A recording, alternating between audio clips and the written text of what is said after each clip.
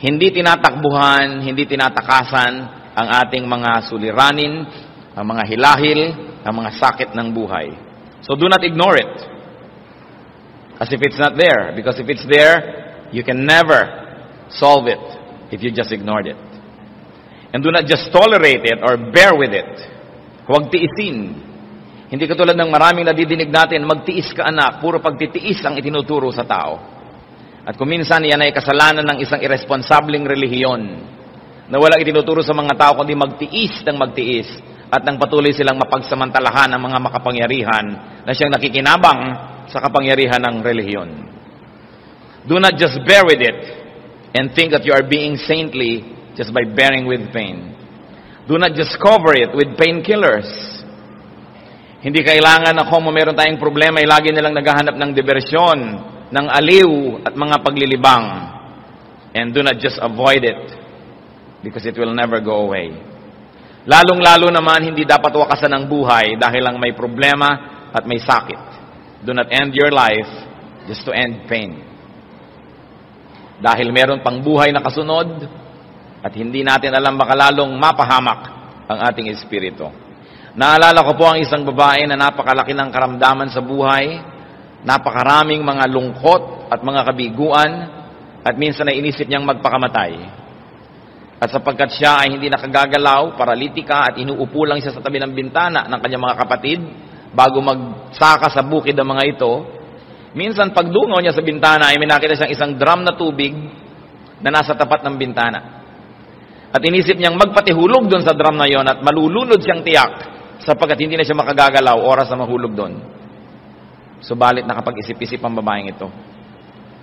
Sabi niya, impyerno talaga ang buhay ko kaya gusto kong wakasan. Kaya lang, magwawakas nga ba kung mamatay ako? Papaano kung merong totoong impyerno, di mas mahirap pa yon?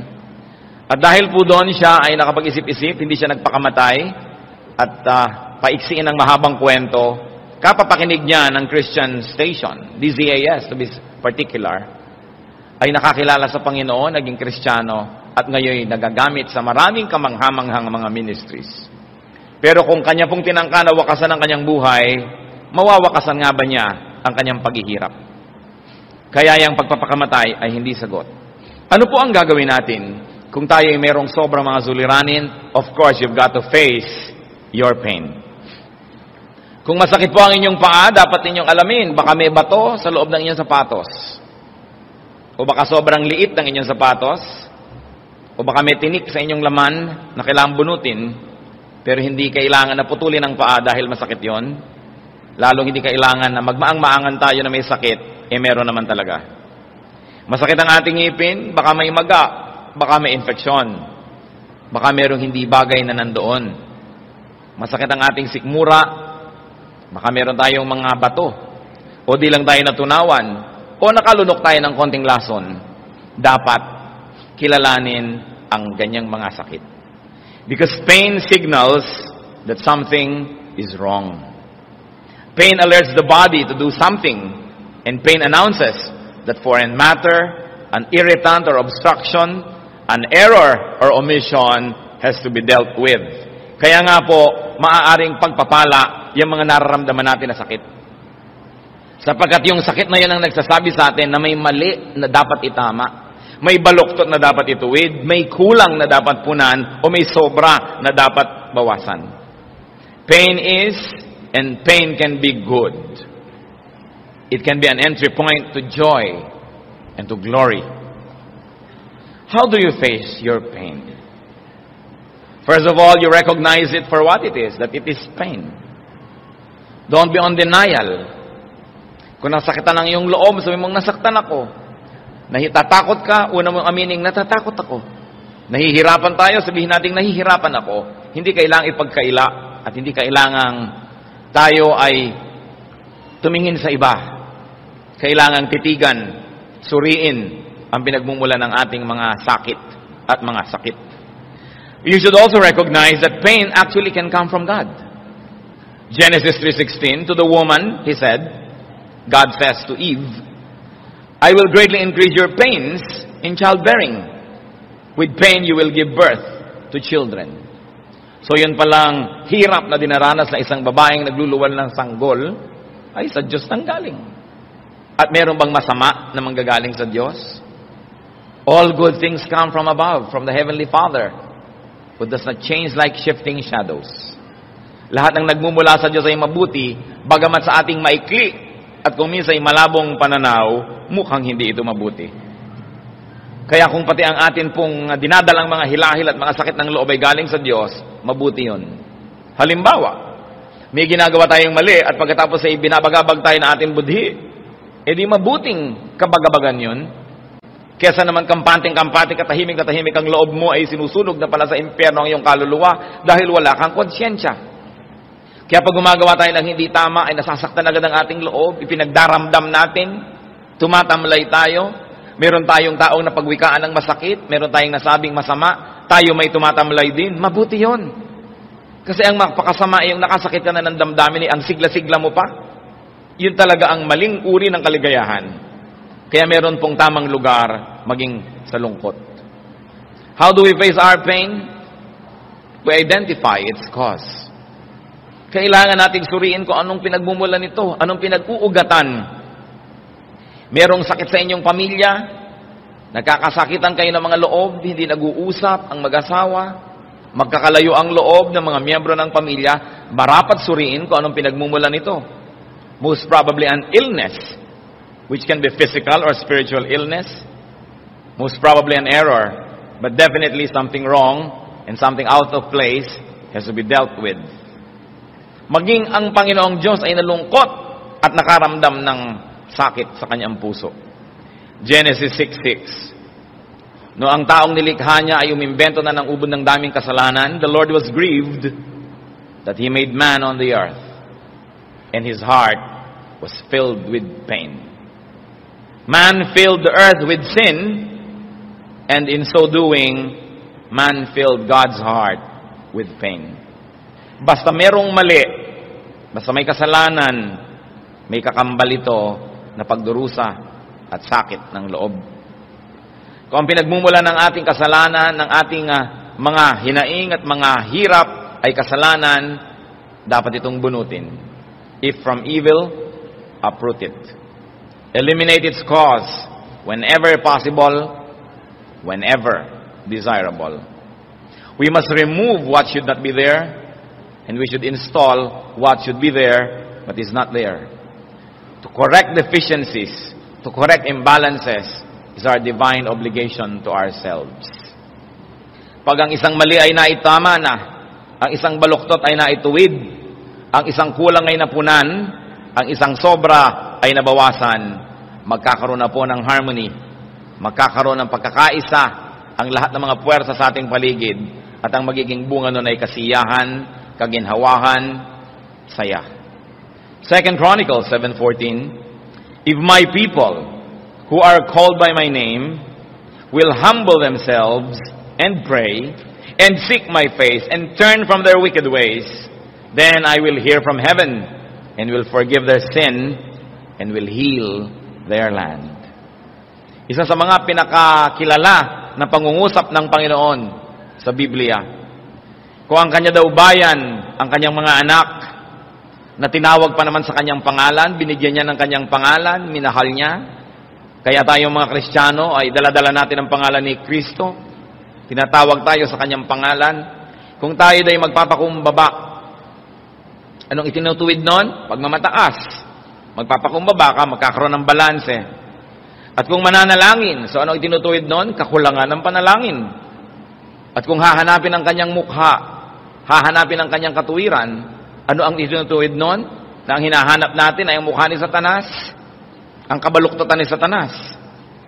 At kung tataliko daw sa mga masasamang ginagawa, anong ibabalansin nun? Sapagkat ang ating inaatupag at hinaharap ay ang masasamang mga gawain. Ano daw ang gagawin ng Panginoon? Then I will hear from heaven. In other words, ang itutuwid din niya ay yung di siya nakikinig sa mga dasal na makasalanan. So babaligtarin niya yun. Pag binaligtad ng tao ang kanyang ginagawang masama, babaligtarin din ng Diyos ang kanyang pakikitungo sa tao. At nakikita natin di siya nakikinig sa dalangin ng mga makasalanan. Kaya sinabi sa Bible, if I cherish sin in my heart, the Lord would not listen to me.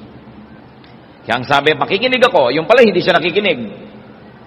Pero pag pinalitan mo ang iyong pamamaraan, papalitan ng Diyos ang pakikitungo sa atin. Sabi niya, makikinig ako, pakikinggan ko ang inyong mga panalangin, patatawarin ang inyong kasalanan, at pagagalingin ang inyong bayan. Ang bayan ay ating puso, ating pamilya, ang ating komunidad, ang ating bansa, maging ang buong sangkatauhan. Pag itinuwid ng tao ang kanyang kalikuan, dinidinig siya ng Diyos. Kaya alam na po natin ang sagot doon sa mga taong, Pastor, bakit parang hindi po ako dinidinig ng Diyos? Pag matuwid, dinidinig ng Diyos. Subalit kung minsan, yung matuwid man, mali ang nahihingi, kaya hindi pa rin ibinibigay. Pero dinidinig. At sinasagot. Maaari din naman ang sagot ng Diyos ay no. Hindi naman ibig sabihin, kung hindi ang sagot niya, hindi na siya sumagot. Pero kung ikay matuwid, malapit ang iyong puso sa Panginoon, nararamdaman po natin na maging ang kanyang pagtanggi sa ating mga hinihingi ay pagpapala pa rin. So kung masama ang pinagmumula ng ating mga hilahil at lungkot, bunutin. But if from good, if we suffer because of good and goodness, accept it. Bear with it. And find joy in your pain. Pain can come from good and from being godly. Bagi ang Panginoong Jesus ay meron pong napakalakas na mga sinabi tungkol dyan. Matthew 16:24. Then Jesus said to His disciples, if anyone would come after me, he must deny himself and take up his cross and follow me. Kung sino man ang susunod sa akin, ibig sabihin magiging matuwid, magiging makadiyos, magiging banal, ay kailangan pasanin ang kanyang krus at sundan ako. At saan po nagpunta ang Panginoon? Doon sa Golgotha, kung saan siya ay pinahirapan, kung saan siya ay tumanggap ng maraming mga sakit. So yung palang sumusunod kay Jesus, ibig sabihin ay gumagawa ng mabuti, merong dapat asahan ng mga pagdurusa sa buhay na ito. Sapagkat hindi lahat ay matutuwa sa iyo, hindi lahat ay magagalak na ikay nagiging makadiyos, pahihirapan ka nila. At sapagkat ang kagawian ng mundo ay kasalanan, ang nagpapakabuti pa, siya pa ang out of place. Siya pa ang kung minsan ay humihingi ng paumanhin sa kanyang kaliwanagan, sapagkat siya ay nakakasilaw sa mga nasasanay sa dilim. Subalit merong mga ginagawa tayong kabutihan, naasahan natin ang magiging bunga ay hirap. Subalit hirap na hindi pang matagalan, hindi pang habang panahon, sapagkat maging ang Panginoon ay nahirapan at namatay, subalit 3 araw lang yon at matapos siya ng kaluwalhatian ay walang hanggan. Kung nagdurusa po tayo sa pagiging matuwid, hindi tayo dapat magreklamo at hindi tayo dapat magdamdam sa Diyos. 1 Peter 2:19-23. For it is commendable if a man bears up under the pain of unjust suffering, because he is conscious of God. But how is it to your credit if you receive a beating for doing wrong and endure it? But if you suffer for doing good and you endure it, this is commendable before God. To this you were called, because Christ suffered for you, leaving you an example that you should follow in His steps. Kahanga-hanga daw po, at talagang dapat mabati at mapagpugayan ang pagtitiis ng isang tao na siya'y nagdurusa dahil sa kabutihan. Pero sabi niya, kung nagdurusa kayo bilang bunga ng inyong mga kamalian, dapat lang kayo magdusa. Walang kabayanihan dyan at walang dapat purihin dyan. Yung iba nga alam ng mali ang ginawa nila at nagdurusa, hindi na nga tinitiis, nagrereklamo pa at nagdurusa sila. Samantala ang sinabi nitong Biblia, kung nagdurusa ka dahil mali ang ginawa mo at tinitiis mo, dapat lang. Bunga lang yan ang ginawa mo Pero marami po, hindi pa tinitiis ang bunga ng kamalian nila. Mahilig pang magpalusot at gusto pa magreklamo. Oras na inaanin nila kung anong kanila itinanim. So kung kayo daw ay gumagawa ng mabuti, napagwikaan pa ng masama, na misinterpret pa ang ginagawa ninyo, kayo na nga itong nagbibigay, kayo pa itong nasisi, sabi, at nagtiis kayo, yan ang kahanga-hanga at yan ang mabuting gawin. Referring to Jesus, the Bible goes on to say He committed no sin and no deceit was found in His mouth. When they hurled their insults at Him, He did not retaliate. When He suffered, He made no threats. Instead, He entrusted Himself to Him who judges justly. Yun daw ang ibinigay ng Panginoon sa atin na halimbawa. Siya na walang ginawa na mali. Siya na pawang mabuti ang ginawa ay sari-saring mga parunggit at pasakit at pahirap ang inabot sa tao. Ngunit hindi siya gumanti, hindi siya umimik man lang. At kung ito daw ang ating ginagawa, tiyak nga na tayo'y Kristiyano dahil kamukha ni Kristo. Pero yung gagawa ka nga ng tama, pagkatapos sumbat ka naman ng sumbat sa iyong kapwa, wala kang ginawa kundi ipagbalaki ang iyong ginagawang tama, hindi ganun ang halimbawa na iniwan ng Panginoon. Marami pong dinadalhan sa atin ang ating mga pagdurusa. And if pain was a doorway to goodness, go through it, looking forward to get out, looking forward to your deliverance, and definitely looking forward to your reward. May mga pagdurusa po't hirap na hindi talaga yun ang ating pupuntahan, pero yun ang daan para marating ang ginhawa, ang luwalhati, ang kapayapaan. Katulad sa John 16:21, isang napakagandang halimbawa. A woman giving birth to a child has pain because her time has come. But when her baby is born, she forgets the anguish because of her joy that a child is born into the world. So ang isa daw pong babaeng nanganganay, ang isang babaeng nagsisilang, ay labis-labis na sakit ang nadarama. Subalit, matapos isilang ang kanyang anak, dagli niyang nalilimot ang kanyang mga hapdi at kirot at sakit sapagkat kaligayahan ang kapalit. Pero kung sasabihin niya, Lord, ayoko po sanang mahirapan, o di hindi ka na manganganak, o 9 na taong ka ng buntis, dahil ayaw mong masaktan, paano mo ilalabas ang batang iyan kung hindi ka mahihirapan? At marami pong magagandang bagay bago natin mapangyari, bago lumabas, bago matupad, hindi maiiwasan na dumaan sa hirap. Mga estudyanteng gustong makatapos ng pag-aaral na kailangang dumaan sa hirap ng pagtitiis ng pagre-research, pag-aaral, pagsusunog ng kilay, sabi nga nila. Hindi pwede ba sa instant gagraduate ka? May gumagawa, no? Nagsusuhol, gumagawa ng paraan, pero walang kamalay-malay. Ni hindi mabasa ang sarili nilang diploma. So, hindi nahirapan. Yung mga gustong lumaki ang katawan, hindi nahihirapang magbuhat ng mga weights. Kung pwede lang iupa sa iba, o babayaran kita, ikaw magbuhat, ako ang gaganda ang katawan ko. Marami sigurong gagawa. Kasi ayaw nating mahirapan, pero gusto natin yung benepisyo. Gusto nating maraming pera, pero ayaw naman magsikap o ayaw mag-impok. May mga hirap na dinadaanan para makarating doon sa luwalhati. Napakalinaw na hindi tayo dapat laging umiiwas sa hirap. Yung hirap can be our doorway to comfort, to success, to peace. Mahirap makipagkasundo sa iyong kagalit, lalo't nagpapataasan kayo ng amor proprio. Pero kung hindi tayo handa na tiisin ang hirap na yon, habang panahon naman tayong hirap na nandyan siya pero nagkukunwari kang di mo nakikita kasi ayaw mong batiin. Ting makikita mo siya sa mga lamay, mga kasalan, mga reunion, aalis ka na agad kasi ayaw mong nandun kayo pareho. So mahirap.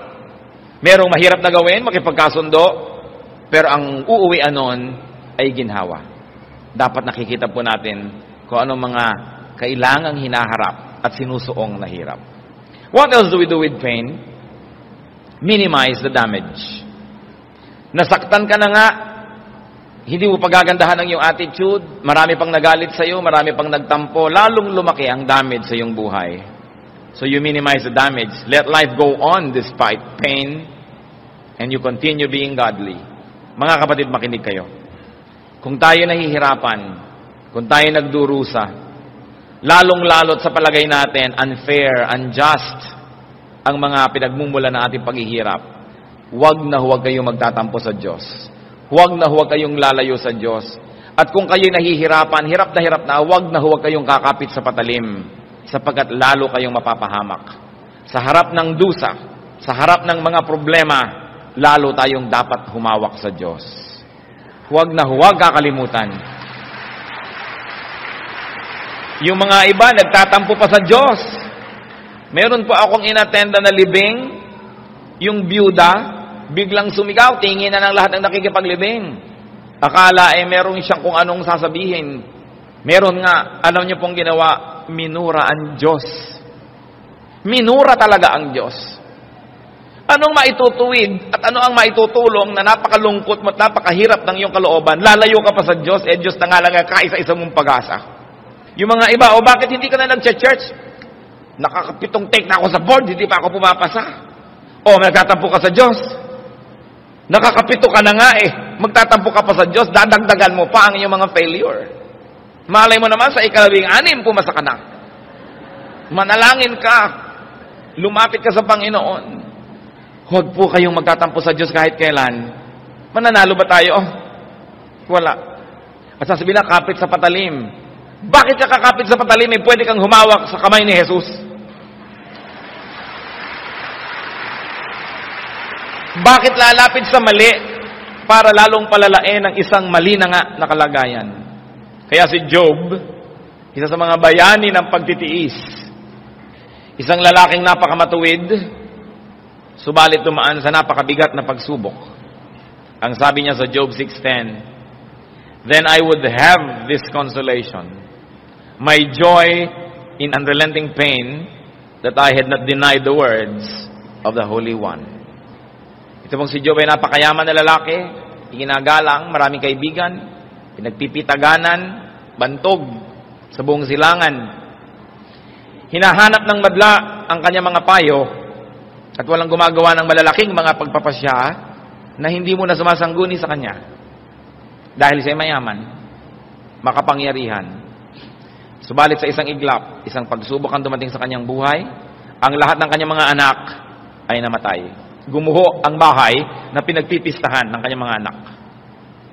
Ang lahat ng kanyang mga hayop ay natupok ng apoy, nangamatay, sinalakay ng mga tulisan. At hindi lang yon, ang kanyang kalusugan ay nawala. Nagkaroon siya ng mga kung ano-anong mga pigsa at mga sugat mula ulo hanggang paa. Nawala ang lahat ng blessing sa kanyang buhay at ang tanging natira ay ang kanyang asawa. Yung pala gagamitin din na Satanas ang babaeng ito, kaya itinira. Kasi si Job, matapos ang lahat, sasabihin pa niya, praise God. Kaya ba natin gawin yun? Namatay ang mga anak, sabi niya, kalooban ng Panginoon, purihin siya. Nawala lahat ng kabuhayan, kalooban ng Panginoon, purihin siya. Nawala ang kanyang kalusugan. At dahil doon, wala nang sumasangguni sa kanya, bigla siyang naging anino. Alam niyo kung mayaman kayo, sikat kayo, maraming mga tao sa paligid niyo, natural, huwag kayong malalasing. Hindi kayo mahal na mga yan. May hawak lahat yung straw, gustong istrohin ang dugo niyo. Kaya maraming nakapaligid sa inyo. Birthday nyo, maraming umaattend. Wala pang 3% dyan ang umiibig talaga sa inyo. Huwag kayong magpapalinlang. Subukan ninyo na wala na kayong pera, bumagsak ang inyong negosyo, mawala kayo ng kabuhayan kung nandiyan pa sila. Kaya hindi tayo dapat napapadala sa ganyang mga pandarayan ng sanlibutan. Ganyan ang nangyari kay Job. Meron lang 3 kaibigan na nagpunta upang sa kanya ay makipagluksa. Subalit matapos ang ilang araw ng kanilang pananahimik, ay isa-isa na silang nagsalita at lalong pinabigat ang dalahin nitong si Job. Isa lang ang tinutukoy at tinutumbok ng lahat ng kanilang mga pangungusap. Sinasabi nila, nagkaganyan ka kasi makasalanan ka, aminin mo na. Kasi kung wala kang kasalanan, bakit magkakaganyan-ganyan ang buhay mo? Kaya sabi ni Job, dumating-dating pa kayo. Akala ako, ginhawa ibibigay niyo sa akin. Lalo pala kayong papasan sa bigat na aking ngayon yung binabalikat. At sabi niya, ito nga ang ating binabasa sa Job 6:10. Kung ano man ang mangyari, isa lang ang tangi kong ipinagbubunyi, na sa kabila ng lahat ng hirap na sinuong ko, kahit kailan, di ko tinalikuran ng Diyos. Yun na lang ang kaisa-isang bukod tanging natira na tama sa kanyang buhay. Mga kapatid, mga kaibigan, huwag naman, pero kung loloobin ng Panginoon, na dumaan tayo sa ganito mga bagyo ng buhay, nawala ang lahat, nawala ang pangalan, nawala ang dangal, nawala ang kayamanan, nawala ang mga kaibigan, pati asawa, nagpapahirap. Huwag na huwag kayong mawawala sa piling ng Diyos. Siya lang ang maaring pag-asa. Bakit kaya ang Panginoong Diyos nagkatawang tao? Bakit kaya pwede naman siya ipanganak sa palasyo? Sa isang napakahirap na kalagayan siya, isinilang. Pwede naman siyang pumili ng mga emperador, mga dugong bughaw ng mga magulang mga inaaring magulang dito sa lupa? Mga di pa kilala, hindi pa bantog. Maaari naman siya ipanganak sa sentro ng kapitolyo ng isang imperyo tulad ng Roma. Bakit kaya sa isang probinsya, sa di kilalang bayan at pagkahirap-hirap na lalawigan? Isa lang ang dahilan. Sapagkat ang Diyos, iniwan ang kanyang kaluwalhatian, ang kanyang karangyaan, upang makiisa sa pinakakapuspalad, sa pinakakawawa, sa pinakamahirap. Kaya anumang hirap at ang ating marating, hindi nyo maaaring masabing, nag-iisa ako. Sapagkat anumang landas ang tahakin natin na puno ng tinik, na daanan ng Panginoon. Ang mahalaga, pag tinatahak natin ang mga hirap na ito, ay mabakas natin ang mga yapak ni Jesus doon at sundan natin siya. Sapagkat sa pagsunod sa Kanya, dumaan man siya doon sa tinatawag na Via Dolorosa, yung daan ng dalamhati sa Jerusalem, at dinalaman siya ng landas na yun patungo sa Kalbaryo. Yung Kalbaryo din naman ang landas patungo sa kaluwalhatian. Huwag na huwag tayong bibitaw sa Panginoon. Sapagkat kung siya na lang ang natitira, ang totoo ay nandun pa ang lahat ng mahalaga. Hindi po kailangan na magdaramdam tayo sa Diyos. Sabi ni Job, then I would still have this consolation. Even if I lost everything, my joy in unrelating pain, this is my joy that I had not denied the words of the Holy One. Pagkakakampi nyo pa ang Diyos, hindi pa tayo talo. Pero kahit kakampi nyo ang buong sanlibutan, pag ang Diyos ang inyong kalaban, talo tayo. You and God are the majority, no matter what happens. So what do you do with pain? You not only minimize the damage, and how do you not minimize the damage? By not destroying your relationship with God. Don't maximize the damage, but minimize it. And how else do you face pain?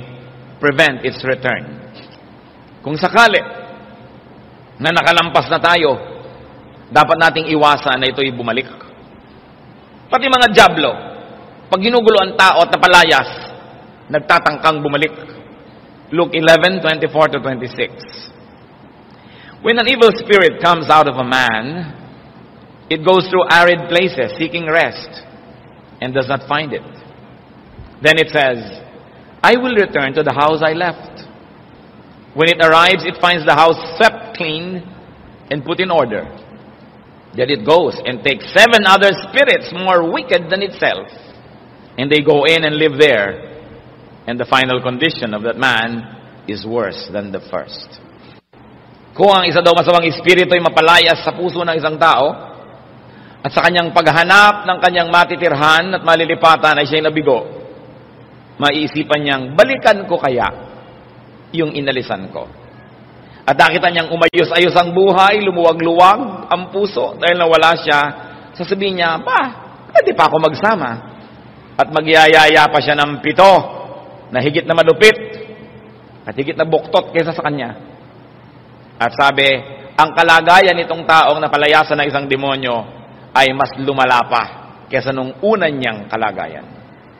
Kaya kumisan po, mapapansin nyo yan merong aaten ng isang religious event, isang retreat, naku, tanggal agad yung isang demonyo. Biglang bubuti agad, biglang makadiyos agad, na parang tinamaan ng kuryente. Pero balikan nyo, 3 weeks later, 1 month later, 6 months later, masahol pa kaysa nung una. Kasi, pag nagpalayas tayo ng demonyo, dapat natin papasukin si Jesus sa ating puso.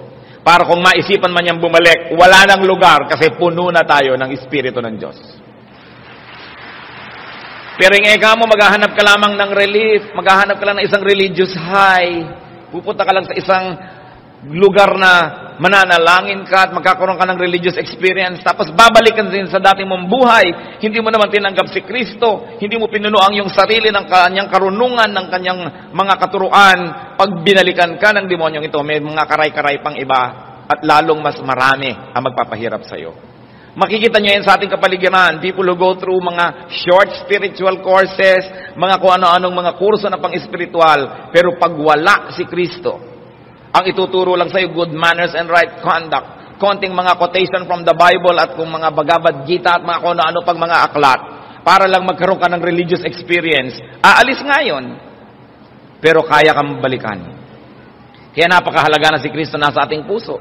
Sapagkat oras na binalikan ka ng masasamang espiritu, ay siyempre, preno sila, atras sila, sapagkat wala silang magagawa, nando na ang Panginoong Jesus.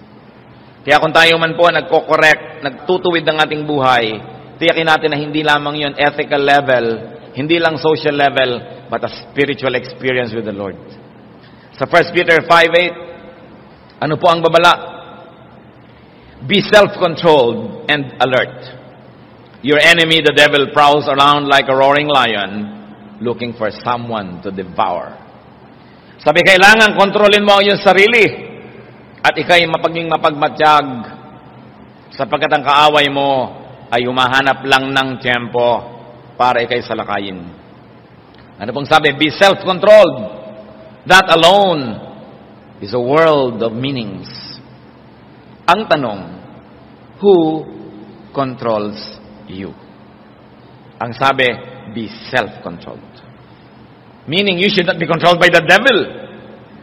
You should not be controlled by your desires.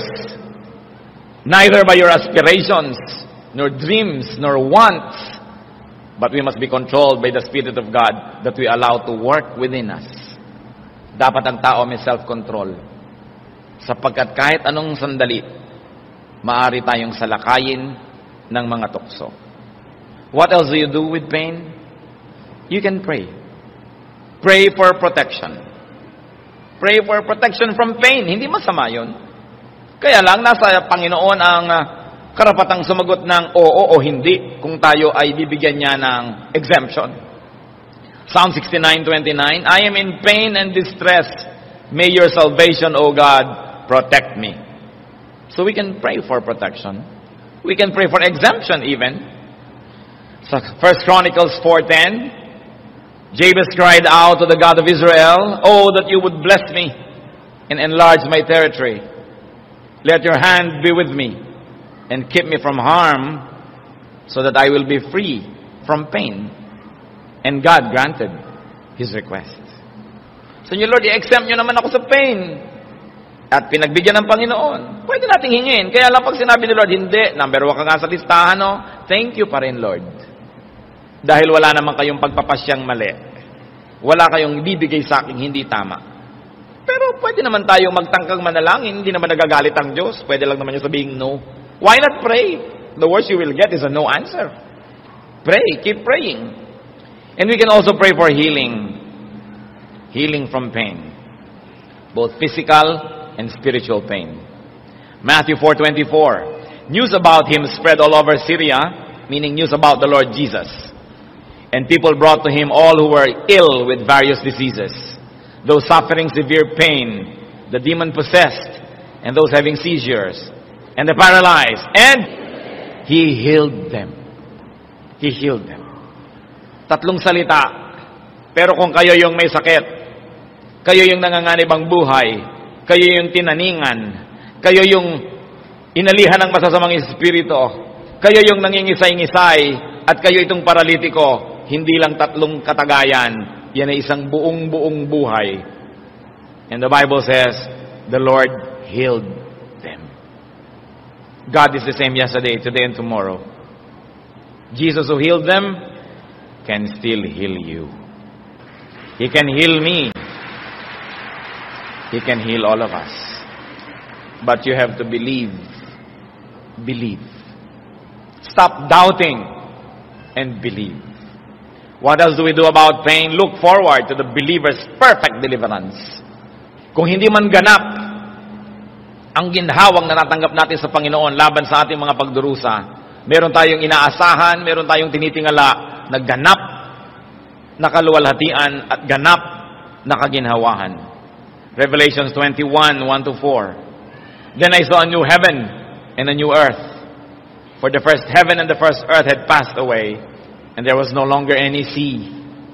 I saw the holy city, the new Jerusalem, coming down out of heaven from God, prepared as a bride, beautifully dressed for her husband. And I heard a loud voice from the throne saying, "Now the dwelling of God is with men, and He will live with them. They will be His people, and God Himself will be with them and be their God. He will wipe every tear from their eyes. There will be no more death or mourning or crying or pain, for the old order of things has passed away."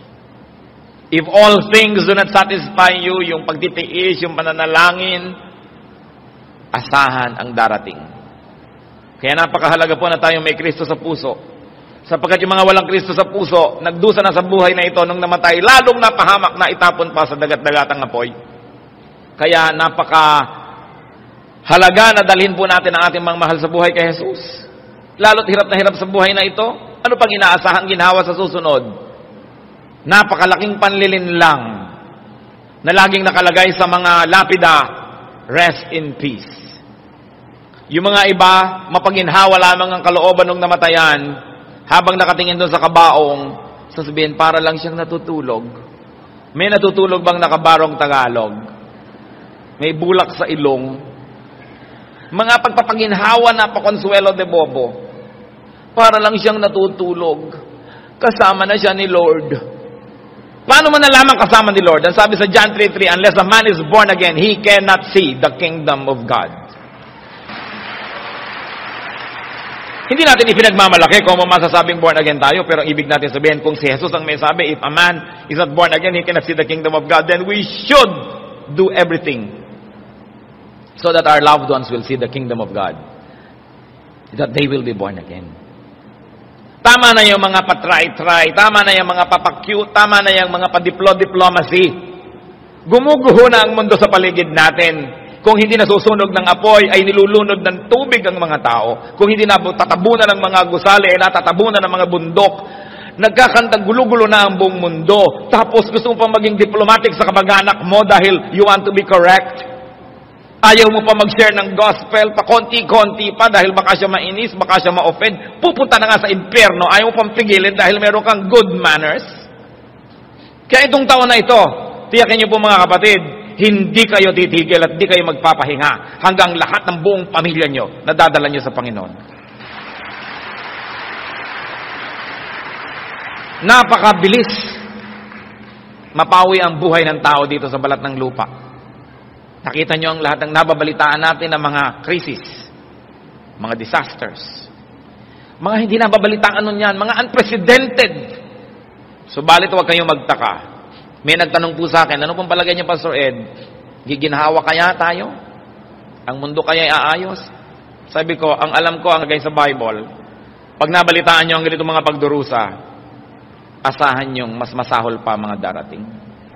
Sabi sa Biblia, this is not yet, but only the beginning of the sufferings. Sa pagtatapos ng panahon na ito, magkakaroon ng mga pagdurusang hindi kailanman naabot ng guni-guni ng mga tao. Kaya dapat tayong magmadali. Ang sabi sa Bible, redeem time, the days are evil. Kailangan magmadali. At sabihin man natin, hindi pa naman siguro babalik si Jesus, 2,000 taon nang inaantay, hindi pa bumalik. Kung namatay ka, sabi po sa Hebrews 9:27, after death comes judgment. So, kaya matagalan o mapadali ang pagbalik ni Jesus, pag natapos na ang iyong buhay at nalagot ang iyong hininga, paghuhukom na yun para sa iyo. At wala nang bawian pa. Dapat dalhin ang ating mga mahal sa buhay. Maging mga taong di natin mahal o di natin kilala. Sapagkat mahal yun ng Diyos at kilala yun ng Diyos. Dapat tayong magbunga ng mga kaluluwa na dinadala sa Panginoon. Hindi ko mo tayo nahihirapan, ay lilimutin na natin ang ating pangunahing tungkulin, and that is to bring people to the Lord. So what else do we do? Antayin, asahan, tingalain, yung pagdating ng bagong panahon, ang pagbaba ng bagong lupa, ang bagong Jerusalem, ang bagong lahat-lahat, at wala nang luluha pa, sapagkat ang Panginoon ang magpapahid ng luha mula sa ating mga mata. Aalisan na niya tayo ng kakayahang malungkot. Habang meron pa tayong kakayahan ngayon, malungkot na tayo para sa mga maaaring maiwan. At gamitin ang lungkot na ito upang sila ay madala sa Panginoon. Finally, what do you do with pain? Find joy. Find happiness And if you can, find pleasure in daily life in spite of pain. Hindi ko mo wala kayong pera, hindi ko mo namatayan kayo ng kamag-anak, hindi ko mo meron kayong sakit sa bato, hindi ko mo may suliranin kayo, hindi na kayo mabubuhay and you will put your life on hold. Make the most out of the least. Lamentations 3:22-26. Because of the Lord's great love, we are not consumed, for His compassions never fail. They are new every morning. Great is your faithfulness. I say to myself, the Lord is my portion, therefore I will wait for Him. The Lord is good to those whose hope is in Him, to the one who seeks Him. It is good to wait quietly for the salvation of the Lord. Kung meron ng mga kulang sa ating buhay, ituloy ang buhay. Hindi ko mo nakulangan tayo ng isang kidney, nakulangan tayo ng isang paa o isang mata, o nakulangan tayo ng kung ano-anong bahagi ng ating katawan, nakulangan tayo ng mga mahal sa buhay, nabawasan tayo ng ating mga kayamanan at mga karunungan, ay hindi na tayo maaaring magsaya. Sabi, hindi lumilipas ang pagpapala ng Diyos, araw-araw ay may bago siyang biyaya. Kaya kailangan imulat ang ating mata, huwag titigan kung anong wala, kundi hanapin kung anong mga bagong ibinibigay ng Diyos araw-araw, sapagkat bawat araw ay may bagong pagpapala mula sa Diyos. Hindi kailangang ipagluksa ang isang bagong araw. Umaga na naman, nagrereklamo pa? Lunes na naman, pati pinagrereklamo. Kasi may trabaho, tanggalan mo naman trabaho, pila dito, pila doon para magkatrabaho. Dapat, wow, Lunes na, makakapagtrabaho na naman ako. Umaga na naman, makakapagtrabaho na naman ako. Baligtad ang naisip ng marami, kaya sila nalulungkot. Kaya ang sabi sa 2 Samuel 6:21, ang sabi ni David, I will celebrate. It means I will not mourn, I will not complain, I will not murmur. I will celebrate before the Lord. So my brothers and sisters, do not solve life as if it were a problem. Do not bear with it as if life was a burden. And do not end your life as if it were just a story. Life goes on, even beyond this world. Hebrews 9:27, just as man is destined to die once, and after that, to face judgment. Huwag nating lilimutin na anuman ang ating hinaharap ngayon, panandalian lang. Haharap tayo sa Kanya na hukom. Haharap tayo sa Kanya na Diyos. Alalahanin natin yon, upang huwag tayong gumawa ng mga mali, para lang maibsan panandalian ang ating mga hirap, at pagkatapos ay bayaran natin ang habang panahon doon sa ngit-ngit ng Diyos. Ano po ba ang mga paghihirap natin? Sa kabila niyan, we've got to celebrate life. And if you have been cheated out of many things, if you think so, then you've got to get a life. This planet will not give it to you on a silver platter. Get a life. Gumawa ka ng paraan para ka sumaya. Gumawa ka ng paraan para ka magkaroon ng kabuluhan. Gumawa ka ng paraan para magkatuturan ang iyong buhay. Maiksi ang mga pagdurusa. Mahaba ang ginhawa ng mga makadiyos. 2 Corinthians 4:17, for our light and momentary troubles are achieving for us an eternal glory that far outweighs them all. Magaan daw ang mga kabigatang dinadala natin kung iambing sa kaluwalhatian na naghihintay sa mga anak ng Diyos. Kung may bara ang ating landas, believe that God will make a way. Seek Him. Bring your brokenness and pain to the Lord. And no matter what, rejoice and celebrate. Pag may buhay, may pag-asa. Lalong-lalo at may Diyos sa ating puso. Aming Diyos, kami po'y napasusuri sa inyo. Nawa maging bago ang aming mga pananaw, bago ang aming mga pamamaraan. Pakita mo sa amin, Panginoon, that life is far from perfect. But you, O Lord, can add so much meaning and value and beauty to our lives. At sa mga kahirapan namin, naniniwala kami, Panginoon, you will make a way. Hindi man namin kaya, kaya nyo. Hirap man kami, kaya nyo, Panginoon. Itinatalaga namin ang aming sarili na sumunod sa inyo upang malampasan ang mga hirap, at sa kabila ng mga ito, makapagdiwang. Makapagdiwang sapagkat kayo'y Diyos, at sapagkat may buhay kami. Tinatalaga namin sa iyo ang aming mga sarili. Mga kapatid, mag-isip-isip tayo. Ihayag nyo ang inyong pananiwala, ang inyong pananalig, that God is the God of ways and means. That God can in fact make a way for us. Bow before the Lord and pray and seek the Lord's personal touch.